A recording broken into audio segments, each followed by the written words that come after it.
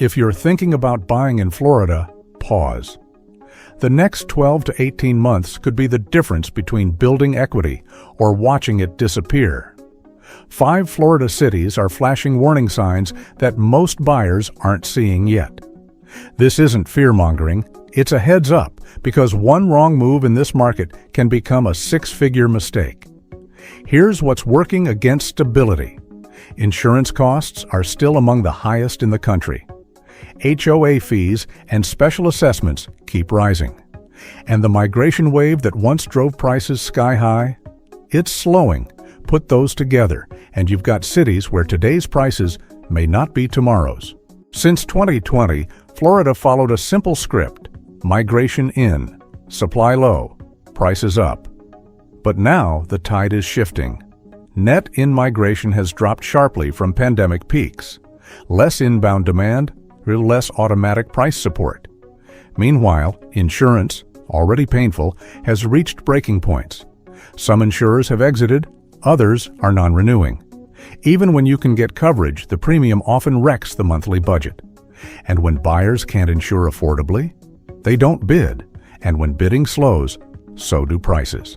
To build this list, we tracked price trends and listing inventory, days on market momentum, insurance cost exposure, HOA and special assessment risks, especially for condos, climate vulnerability, flood and wind in SW Florida and Tampa Bay, and upcoming condo law changes in 2025 that may help but won't erase major repair liabilities. Overheating meets insurance reality. Cape Coral was a pandemic darling. Prices soared. Inventory couldn't keep up. Now, it's among the most at-risk markets heading into 2026. Overbuilding plus soaring insurance, our darned fragile demand. Wages haven't kept up with carrying costs. That means fewer qualified buyers and weaker pricing power. Cape Coral's future depends on 2 things. Can insurance costs truly moderate? Can excess inventory clear without deep discounts? For now, proceed with caution. Not crashing, but fraying at the edges. On paper, Port St. Lucie looks steady. Median prices are flat. Homes are sitting slightly longer. But here's the risk. Late cycle calm often comes before the crack. Affordability is stretched once you factor in insurance taxes. Rising maintenance builders are still active, but the migration wave that justified the build? It's thinning. Watch Port St. Lucie like a hawk. If inventory climbs and homes linger longer in Q1, expect price pressure to follow. The commute city squeeze. Lakeland sells itself as the sweet spot between Tampa and Orlando.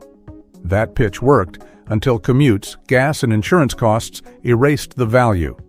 And being inland doesn't mean you're safe. Storm systems still trigger flood claims. Older homes need upgrades insurers care about. With budgets tight and fewer people moving in, Lakeland's 2026 hinges on this. Do wages rise or costs fall? If neither, the budget-friendly narrative breaks, and so do prices. Clear downtrend, real numbers. This isn't theory, this is happening. Single-family prices, down, showers 13% from peak condos, off 20%, Zillow, double-digit YOY drop as of late 2025. Why? Older waterfront inventory, plus rising insurance. Showers buyer hesitation. If you love Punta Gorda, fine. But build a margin of safety. Target motivated sellers. Price in inspection credits. Budget for worst-case insurance. Not best case. Great city, stretched affordability. Tampa's economy is strong, but affordability has hit a wall. A few insurers offered modest rate relief in 2025, but overall premiums remain elevated. Inventory is rising. Bidding wars? Rare. Price cuts? Increasing. What's likely? Stabilization at best. But vulnerable pockets could dip further if job growth slows or insurance costs rise again. Tampa isn't in crisis, but it's no longer a free ride. And why they matter more at 55 plus.